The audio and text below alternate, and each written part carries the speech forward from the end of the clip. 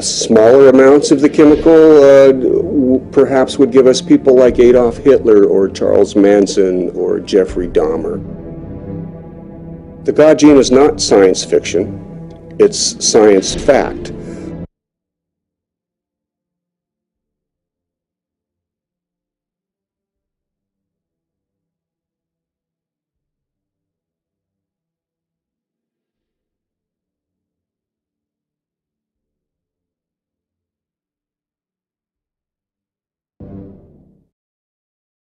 Excuse me, on the left over here, we have individuals who are religious fundamentalists, religious fanatics, and this is the expression, RT-PCR, real-time PCR expression of the VMAT2 gene.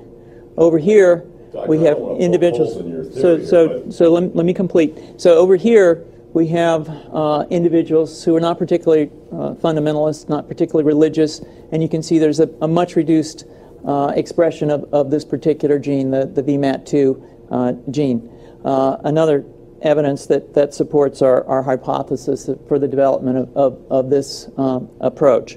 What you see here is that by spreading this virus, we're going to eliminate individuals from donning on a bomb vest and going into a market and blowing up the market. So our hypothesis is that these are fanatical people, that they have overexpression of the VMAT2 gene, and that by vaccinating them against this, we'll eliminate this behavior. So we have some very, very remarkable data in this next slide. Here we have two brain scans. These are fMRIs. These are two different individuals with different levels of expression of VMAT2. On top is an individual who's a religious fanatic, an individual, and we've repeated this numerous times, that has high levels of VMAT2. Now, this individual down here who had low levels of the VMAT2 gene, this individual would self-describe as not particularly religious.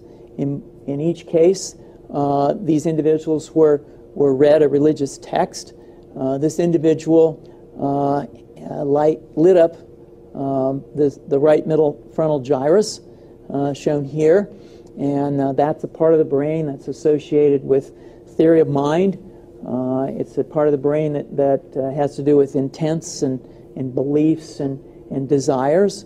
In marked contrast, here's an individual who would not particularly self-describe as religious, and when they're read a religious text, what you see is that this part of the brain called the anterior insula lights up. This is a part of the brain that's associated with disgust or displeasure on hearing something.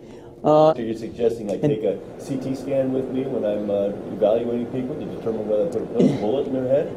So the data that I'm presenting here supports the concept that we're proposing, and I think that we would not propose to do CT scans or fMRIs on individuals out in the hinterlands of Afghanistan.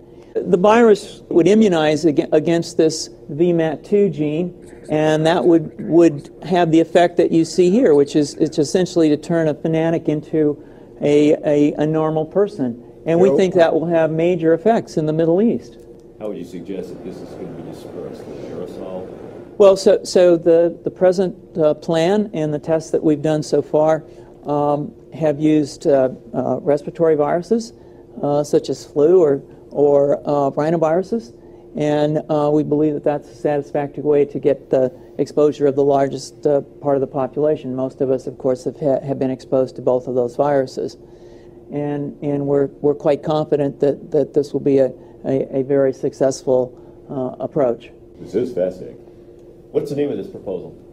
Yeah, so the name of this project is Funvax, which is the vaccine for religious fundamentalism. And you have a proposal already? The proposal has just been submitted, and I think that the data that I have shown you today would support the development of this project, and we think it has great promise.